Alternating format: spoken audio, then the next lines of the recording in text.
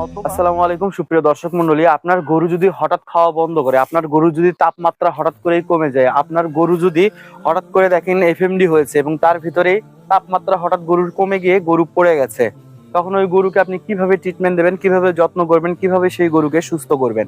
আসুন এই ভিডিওর মাধ্যমে আপনাদের পুরো ডিটেলস জানিয়ে দিই যে এই গরুটিকে আমরা কিভাবে করেছিলাম সুস্থ।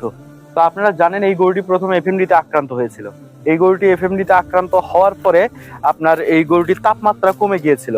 মানে এফএমডিতে আক্রান্ত অবস্থায় গরুটির তাপমাত্রা 100-র নিচে, অর্থাৎ 98-99 ফারেনহাইটে নেমে এসেছিল, যার ফলে গরুটি কয়েকদিন যাবৎ শুয়েছিল, উঠছিল না। আপনারা ইতিমধ্যে এর আগের আমার ভিডিওতে দেখেছেন যে এই গরুটির কি দশা ছিল। গরুটি ঘরের ভিতরে ছিল, পুরো গরু সালা দিয়ে মোড়ানো ছিল, মানে তার গায়ের তাপমাত্রা স্বাভাবিক করার জন্য। এখন দেখতে পাচ্ছেন মোটামুটি আলহামদুলিল্লাহ গরুটি এখন মোটামুটি মাশাআল্লাহ সুস্থ হয়ে গেছে। এখন তার যে সমস্যাটা ছিল তাপমাত্রা, এটাও স্বাভাবিক হয়েছে। প্লাস হচ্ছে তার যে এফএমডি হয়েছিল, ফুট অ্যান্ড মাউথ ডিজিজ, অর্থাৎ গ্রামের ভাষায় যেটা বলা হয় জানানের রোগ, যেটা আপনার পায়ে এবং মুখে হয়, এই দুইটাও কিন্তু এখন ক্লিয়ার হয়ে গেছে মোটামুটি।